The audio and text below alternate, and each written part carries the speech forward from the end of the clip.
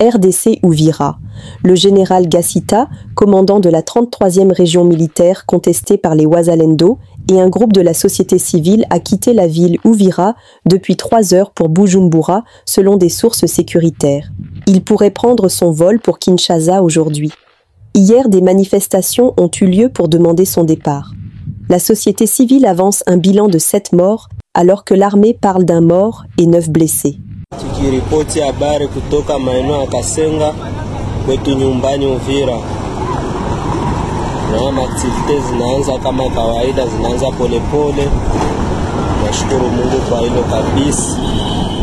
Nadhani mnajionea mwe wenyewe na activity ya barabara inaanza. Haya, nashukuru Mungu kwa hilo. Asante sana. Monsieur le Président, l'expansion du M23 a laissé une traînée de destruction dans le Nord Kivu et le Sud Kivu. Elle a également eu un impact négatif sur les droits humains dans d'autres parties du pays. Les forces de sécurité étatiques ont été redéployées pour combattre le M23 et d'autres groupes armés, dont les ADF et la Codeco, ont profité du vide sécuritaire. Entre le 1er juin 2024 et le 31 mai 2025, le Bureau conjoint des Nations Unies aux droits humains en RDC a recensé plus de 5000 violations et atteintes aux droits humains et violations des droits internationaux humanitaires à travers le pays.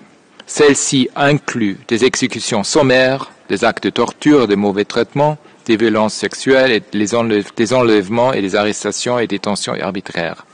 Le nombre de victimes de ces crimes a augmenté de 16% au cours de cette période par rapport à la même période l'année dernière. Après le M23, les ADF sont le groupe armé responsable de la majorité des atteintes, avec des attaques concentrées dans le Nord Kivu et l'Ituri. Rien qu'en juillet, les ADF ont tué plus de 100 civils dans le territoire d'Irumu en Ituri. En août, ils ont tué au moins 52 civils à Lubero et Beni au Nord Kivu. Au cours de la période considérée, la plupart des parties au conflit ont multiplié les arrestations et détentions arbitraires d'opposants politiques ainsi que les menaces contre les défenseurs des droits humains, les journalistes et les activistes de la société civile. Le M23 a intensifié les menaces contre les magistrats. Depuis janvier 2025, le Bureau conjoint a enregistré 568 demandes de protection, dont 87 formulées par des femmes. C'est le ministre d'État, ministre de la Justice, qui parle au nom du gouvernement. Excellences, nous remercions les États membres pour leur intervention et partageons leur souci de voir mis en œuvre les recommandations de ces rapports. Face à la crise actuelle des liquidités qui affecte notre organisation, nous appelons les conseils à rationaliser les mandats relatifs à la RDC et à affecter les ressources suffisantes à la commission d'enquête qui sera établie. Une option réaliste serait d'ouvrir au sein de la MONUSCO un basket fund permettant de recueillir des contributions volontaires comme ce fut le cas au Mali. Le gouvernement réitère son engagement à faciliter le travail de cette commission et poursuit les réformes en matière de justice, y compris de justice transitionnelle, pour mettre fin à l'impunité et garantir réparation aux victimes. Enfin, la RDC continuera son plaidoyer pour la reconnaissance internationale des génocides, ces génocides perpétrés sur son sol. Maintenant, je passe la parole au ministre des Droits humains. Monsieur le vice-président, à mon tour, je remercie les États membres pour leurs interventions et je partage le souci commun de la mise en œuvre de recommandations de ces rapports. Mon gouvernement confirme son engagement à tout mettre en œuvre pour la promotion et la protection des droits fondamentaux, notamment les droits des défenseurs des droits de l'homme, des journalistes, des femmes, des enfants et des peuples autochtones sur toute l'étendue du territoire nationale, y compris l'implémentation de la justice transitionnelle dont le FONAREV est le visage emblématique actuellement. S'agissant de la réaction du Rwanda en ce qui concerne les rapports, je note que son déni de la vérité s'apparente à une insulte à la mémoire des victimes au moment où tous les rapports les désignent comme agresseurs. Je passe la parole au ministre de la Communication. Monsieur le Président, il est clair que les débats ne peuvent plus se faire sur le registre de la présence du Rwanda ou pas dans l'Est de la République démocratique du Congo.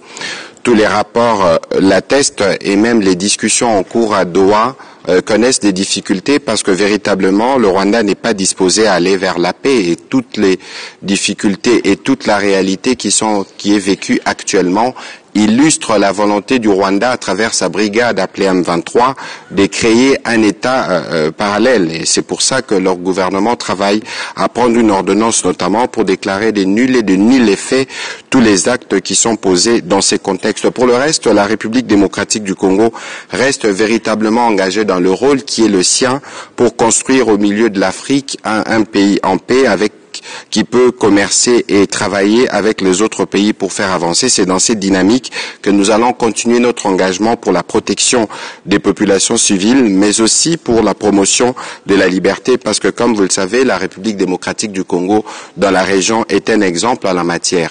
Et aujourd'hui, nous pensons que les questions liées notamment au discours de haine dans un pays où il y a 450 ethnies, c'est des questions véritablement qui ne se posent pas si ce n'était pas la stigmatisation volontaire faite par le Rwanda dans une volonté délibérée de créer la confusion et de trouver des prétextes pour massacrer des communautés sous prétexte d'en protéger une autre. Je vous remercie. À travers une mission qui est diligentée pour aller à Uvira, une mission gouvernementale, a envie de trouver la solution à cette question, pour Uvira particulièrement. En ce qui concerne la rentrée parlementaire, qui était le deuxième point à l'ordre du jour, le président de la République a exhorté les deux présidents des chambres d'assurer une rentrée parlementaire sereine, axée sur les priorités nationales, les priorités du peuple congolais. Une rentrée parlementaire qui préserve la souveraineté de notre pays à travers les discours et l'intégrité de notre territoire et surtout les droits humains, la sécurité de nos populations à l'Est. Le troisième et dernier point qui est abordé, c'est la collaboration entre le Parlement, c'est-à-dire l'Assemblée nationale et le Sénat et le gouvernement pour accélérer les différentes réformes qui sont en chantier. Et le président voudrait qu'on imprime une grande vitesse à toutes ces réformes. Et c'est à travers justement les ministères ayant ces relations avec le Parlement dans ses attributions que nous allons collaborer avec Madame la Première ministre et l'ensemble du gouvernement, puisque les réformes viennent de tous les secteurs de la vie nationale. Le président voudrait que toutes ces réformes soient accélérées. Il convient de retenir que le président Félix Antoine Tshisekedi veut que le Parlement travaille en parfaite collaboration avec les gouvernements pour faire triompher la cause du pays, surtout dans cette phase cruciale où il se déploie diplomatiquement pour la sécurité de la RDC. Nous sommes arrivés à la fin de cette édition. Merci à vous de nous avoir suivis jusqu'ici. Si vous avez apprécié ces contenus, n'oubliez pas de vous abonner à notre chaîne, d'activer la cloche de notification pour ne rien manquer de nos prochaines vidéos. Likez et partagez cette vidéo. On se retrouve très prochainement. À bientôt.